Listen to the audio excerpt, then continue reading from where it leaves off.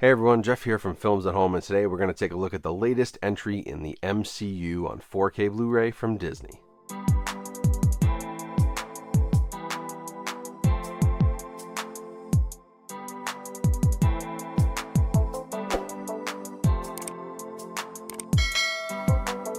Hey everyone, thanks for coming back to the channel today for this review. Today we're taking a look at Ant Man and the Wasp Quantumania on 4K Ultra HD Blu-ray. Now in this review I'll talk about the movie itself a little bit. We're going to cover the video and compare it to the Disney Plus 4K stream. We'll also talk about the audio, special features, packaging, and let you guys know whether or not this one's worth picking up for your movie collection. So to kick things off quickly on the movie itself, I think as you guys probably know, I'm not a huge fan of recent MCU entries. I sort of tapped out at the end of Avengers Endgame, and I haven't been really happy with like phase 4, phase 5 of the MCU. There have been a few movies out there that I liked. Unfortunately, Ant Man and the Wasp Quantumania, this is one that I think had a lot of good ideas and maybe could have been something, but ultimately just kind of became nothing. And I'm actually afraid with everything that's come out about Jonathan Majors and, potentially having to recast Kang or go in a different direction, that this movie could potentially become sort of irrelevant in the scheme of things within the MCU. It could be looked at like the Black Adam of the DCEU, like this movie that existed and was going a certain way, but now had to go in a different direction because things changed. Like, I see that as potentially where Quantumania could fit in. I didn't like the whole Quantumania like multiverse thing. I thought Doctor Strange was better than this when it talks about like multiverse and different universes like that. Multiverse of Madness was a better movie in that aspect. I think Spider-Man Into the Spider-Verse does a better job with it. There are other movies that handle this space better, and I thought it was just a little bit of a lackluster effort. Obviously that resulted in, not quite the level of MCU box office success that Disney usually expects, and I do think that this movie has them rethinking some of what they're doing with this next phase and with their next few releases, because this one just fell a little bit flat for me. Now, on the visual side of things, this is unfortunately going to be one of the rare cases where I actually think that the digital streaming version of this movie is a better viewing experience than the 4K disc. And I know that's maybe controversial to physical media collectors, but the thing is, when I go to Disney Plus and I watch Ant Man and the Wasp Quantumania in that IMAX Enhanced video with Dolby Vision HDR, it's a better image. The HDR10 color grade here I thought was a little bit too dark, and I think when you go to Disney Plus IMAX Enhanced plus Dolby Vision HDR, it feels like that was graded a little bit better. It's a little more vibrant, it's a little brighter. I enjoyed the way that looked better. And yes, it's not going to be as pristine, like it's not going to be as sharp, but there are other things outside of resolution and sharpness that I look for when I'm watching a movie, and the addition of those IMAX sequences also help push this to the next level. So this is one case where I think if you want the best visual experience, Disney Plus 4K IMAX Enhanced is going to be it. Now, the movie does have a 4K digital intermediate, which means you're getting a very sharp picture here on the disc. My issues are much more with the color grade. It's very sharp, it's very detailed, but CGI is also sticking out like a sore thumb in this movie, and that's a common problem with a lot of CGI heavy movies where you've got stuff shot at a very high resolution, like your actors, you're shot in a very high resolution, great cameras, and then the CGI on the back end is rushed, it's rendered at a lower output, it just looks uncanny valley. It looks out of place. It becomes extremely noticeable in a way that only 4K can do. The 1080p Blu-ray, it doesn't look as out of place as it does when you watch this on 4K. So it's one of those interesting things about 4K is that it can expose some poor CGI, which unfortunately I think this movie has. Now, on the audio side of things, I'm actually happy to report that I think this is one of the better MCU and Disney Atmos mixes that has come out in the last several years.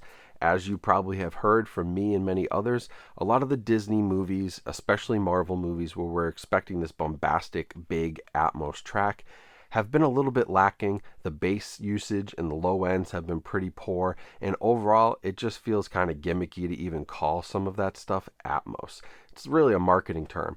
But in this case, I felt like I got a little bit more out of it. The bass was better. There were more surround effects. There was a little bit more height engagement. It felt more immersive. I thought it was a pretty decent experience and definitely one of the best MCU discs out there when it comes to audio. Now for the packaging here, I've got the standard slipcover pack. You got your pretty typical like Disney stuff going on, Cinematic Universe edition, all that packaging that they usually do. Opening it up, same artwork on the inside, and popping this open, you will see that you got a Blu-ray disc and a 4K disc. There's also a digital code that's included, which would redeem in 4K. Now it's interesting that, in the marketing again, Kang and Jonathan Majors was a huge part of the marketing, and after allegations, and we'll see what happens with that whole case, it's definitely not looking good for him. He's barely on the cover, right? He's kind of up here in the corner. He's very much downplayed. He's not even listed on the back as an actor. They list Paul Rudd. They list Evangeline Lilly. They don't even talk about him. He's not on the back of the case. It's interesting he's on the disc art, but man, they really underplayed him when it came to the home video release of this, almost as if they were kind of retconning that character and maybe getting rid of him. Now there is also a steelbook that exists for this if you want to grab that. That was a Best Buy exclusive, which has some pretty cool artwork. I think that lines up nicely with past MCU steelbooks and past Ant Man steelbooks in particular. For me though, I like the standard edition. I'm a slipcover versus a steelbook guy most of the times, but for the steelbook fans out there, that's an option as well. Now for features, there's nothing on the 4K disc, but on the Blu-ray we get a few things. We get All in the Family, which is a conversation between the cast and their sort of the characters and their interactions as, literally family members. Formidable Foes, which talks about Kang and his larger influence and impact on the MCU going forward, which I think might be a little bit in question at this point. There's an audio commentary, which has director Peyton Reed and writer Jeff Loveness. They talk about bringing this all to life. And then there's a gag reel, which, if you know Paul Rudd, is actually very funny. Like, the gag reel was probably my favorite feature because Paul Rudd's just a really lovable, funny guy. And then there's a few deleted scenes, but nothing over the top crazy, but a decent amount of features, especially for something like this. So overall, I think this one's going to come down to who you are as a collector and who you are as a movie lover.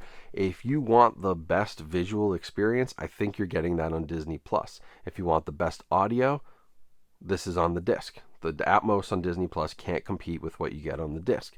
But the IMAX Enhanced and the Dolby Vision HDR on Disney Plus still sells me on a lot of these movies. I think it looks better over there, which is why I wish they put those on disc, but unfortunately they aren't. If you're a collector who, wants to have his complete MCU, you want to make sure you're a completionist, you need this movie, this 4K disc is by no means a bad disc. All I'm saying is that I think if you don't care so much about this movie and you just want to have a good visual experience and you don't care too much about like lossless audio and all the super high tech stuff, you're going to be okay streaming this one over on Disney Plus, and this one may not be worth buying for some of the average casual Marvel MCU fans or just people who are curious about this movie. It's probably not worth a purchase for you. If you have Disney Plus, that's going to be a really great option to watch this on. If you don't have Disney Plus, then there's certainly nothing wrong with picking this up on 4K. So I'll leave this one up to you guys. If you do want to pick it up, the link will be in my description. That helps support the channel, so I appreciate that as always. Make sure you subscribe to the channel here and you like this video so others will see it, and we keep spreading this word about physical media. We're at 108,000 subscribers and growing every day, which is wild. Never even thought I'd hit 100K, and we're still growing and growing. So thank you for all the support, and of course, make sure you follow me on social media. Check out the Films at Home podcast and all the other great things that are down in the video description, where you can get some discount codes and deals courtesy of me and my coupon codes. So thank you for that, and anytime you use those, that does support me as well. So thanks for watching this review. I hope you guys have a great rest of your day. Stay safe, stay healthy out there, and I will talk to you all soon.